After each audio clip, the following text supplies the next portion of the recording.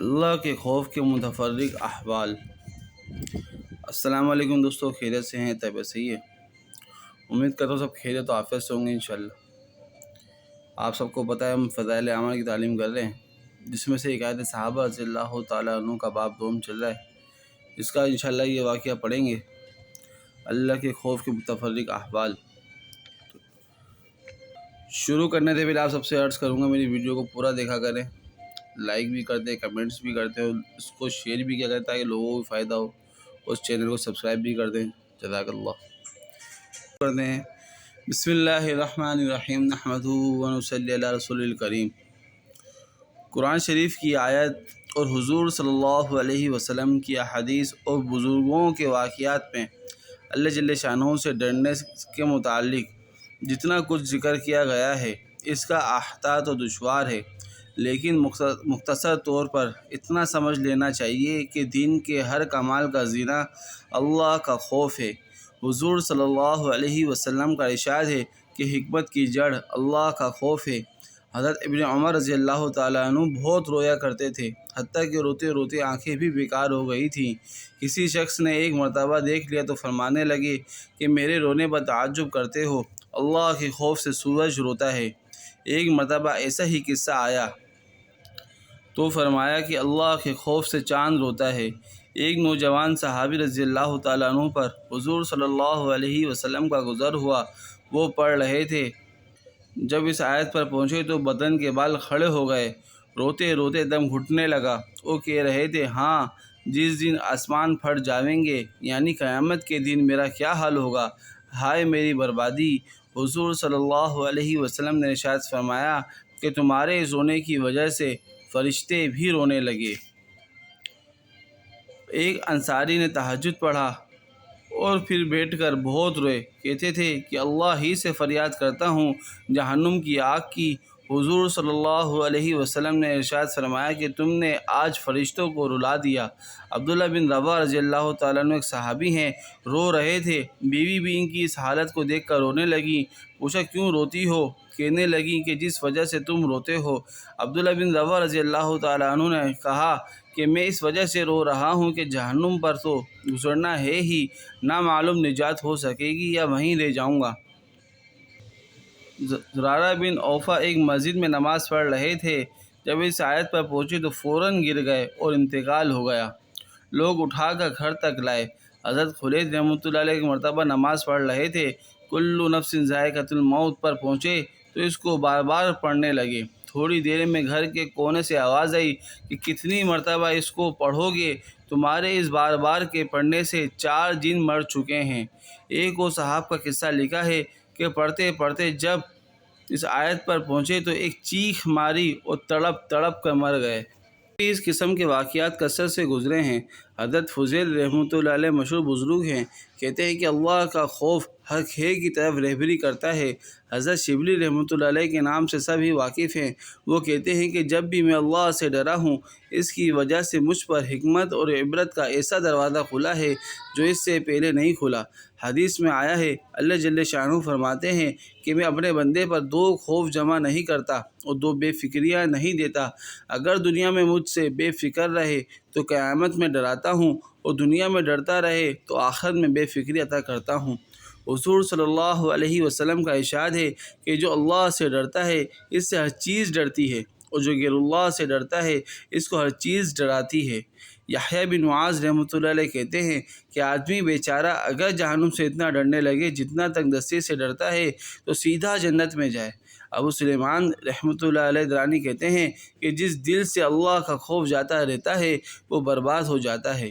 حضور صلی اللہ علیہ وسلم کا ارشاد ہے کہ جس آنکھ سے اللہ کے خوف کی وجہ سے ذرا سا آنسو خواہ مکھی کے سر کے برابر ہی کیوں نہ ہو نکل کر چہرے پر گرتا ہے، اللہ تعالیٰ اس چہرے کو آگ پر حرام فرما دیتے ہیں۔ حضور صلی اللہ علیہ وسلم کا ایک اور ارشاد ہے کہ جب مسلمان کا دل اللہ کے خوف سے کانپتا ہے تو اس کے گناہ ایسے جھڑتے ہیں جیسے درختوں سے پتے جھڑتے ہیں۔ میرے نبی صلی اللہ علیہ وسلم کا ایک اور ارشاد ہے کہ جو شخص اللہ اللہ کے خوف سے روئے، اس کا آگ میں جانا ایسا ہی مشکل ہے جیسا دودھ کا تھنوں میں واپس جانا۔ حضرت عقبہ بن عامر رضی اللہ تعالیٰ عنہ ایک صحابی ہیں، انہوں نے حضور صلی اللہ علیہ وسلم سے پوچھا کہ نجات کا راستہ کیا ہے؟ آپ صلی اللہ علیہ وسلم نے فرمایا کہ اپنی زبان کو روکے رکھو، گھر میں بیٹھے رہو اور اپنی خطاؤں پر روتے رہو۔ حضرت عائشہ رضی اللہ تعالیٰ عنہا نے ایک مرتبہ دریافت کیا کہ آپ صلی اللہ علیہ وسلم کی امت میں کوئی ایسا بھی ہے جو بے حساب کتاب جنت میں داخل ہو؟ حضور صلی اللہ علیہ وسلم نے فرمایا، ہاں، جو اپنے گناہوں کو یاد کر کے روتا رہے۔ میرے آقا کا ایک اور ارشاد ہے کہ اللہ کے نزدیک دو قطروں سے زیادہ کوئی قطرہ پسند نہیں، ایک آنسو کا قطرہ جو اللہ کے خوف سے نکلا ہو، دوسرا خون کا قطرہ جو اللہ کے راستے میں گرا ہو۔ ایک جگہ ارشاد ہے کہ قیامت کے دن 7 آدمی ایسے ہوں گے جن کو اللہ جل شانہ اپنے سایہ عطا فرماویں گے۔ ایک وہ شخص جو تنہائی میں اللہ کو یاد کرے اور اس کی وجہ سے اس کی آنکھ سے آنسو بہنے لگیں۔ حضرت ابو بکر صدیق رضی اللہ تعالیٰ عنہ کا ارشاد ہے، جو رو سکتا ہو وہ روئے اور جس کو رونا نہ آئے وہ رونے کی صورت ہی بنا لے۔ محمد بن منکرر رحمۃ اللہ علیہ جب روتے تھے تو آنسوؤں کو اپنے منہ اور داڑھی سے پوچھتے تھے۔ وہ کہتے تھے کہ مجھے یہ روایت پہنچی ہے کہ جہنم کی آگ اس جگہ کو نہیں چھوتی جہاں آنسو پہنچتے ہوں۔ ثابت بنانی رحمۃ اللہ علیہ کی آنکھیں دکھنے لگیں۔ طبیب نے کہا کہ ایک بات کا وعدہ کر لو، آنکھ اچھی ہو جائے گی، کہ رویا نہ کرو۔ کہنے لگے، آنکھ میں کوئی خوبی ہی نہیں اگر وہ روئے نہیں۔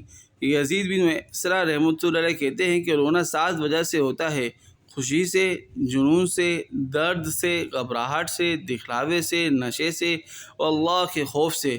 یہی ہے وہ رونا کہ اس کا ایک آنسو بھی آگ کے سمندر کو بجھا دیتا ہے۔ کعب احبار رحمۃ اللہ علیہ کہتے ہیں، اس ذات کی قسم جس کے قبضے میں میری جان ہے کہ اگر میں اللہ کے خوف سے روؤں اور آنسو میری رخسار پر بہنے لگیں، یہ مجھے اس سے زیادہ پسند ہے کہ پہاڑ کے برابر سونا صدقہ کروں۔ ان کے علاوہ اور بھی ہزاروں ارشادات ہیں جن سے معلوم ہوتا ہے کہ اللہ کی یاد میں اور اپنے گناہوں کی فکر میں رونا کیمیا ہے اور بہت ہی ضروری اور مفید ہے، اور اپنے گناہوں پر نظر کر کے یہی حالت ہونا چاہیے۔ لیکن اس کے ساتھ ہی یہ بھی ضروری ہے کہ اللہ کے فضل اور اس کی رحمت کی امید میں بھی کمی نہ ہو۔ یقیناً اللہ کی رحمت ہر شے کو وسیع ہے۔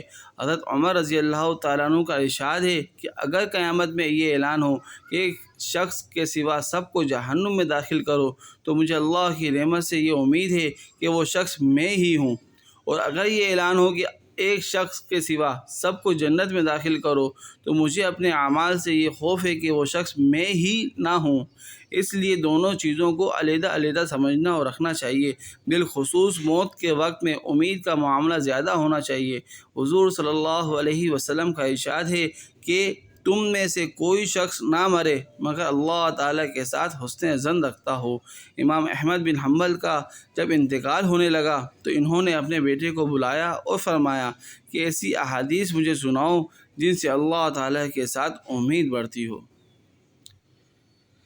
بس بھائی دوستو بزرگوں، یہ تھے ہمارے اسلاف کے واقعات، ہمارے صحابہ کی تھوڑی سی مختصر سی باتیں، مختصر سا ان کا جو اللہ سے ڈر کے معاملات تھے یہ بیان کیا گیا ہے۔ ایسے لکھا ہوا ہے، اسی کے اندر ہی لکھا ہوا ہے کہ ہزاروں واقعات، لاکھوں واقعات ہوں گے جو یہاں پہ لکھنا مشکل ہے۔ تو امید کرتا ہوں آپ کو یہ ویڈیو پسند آئی ہوگی۔ پسند آئی تو بھائی لائک کمنٹس کر دیجیے گا اور سبسکرائب بھی کر دیجیے گا۔ انشاءاللہ ملتے ہیں اگلی ویڈیو میں۔ انشاءاللہ کل تیسرا باب اسٹارٹ ہوگا جس میں صحابہ کرام رضی اللہ تعالیٰ اجمعین کے زہد و فقر کے بیان ہوں گے انشاءاللہ۔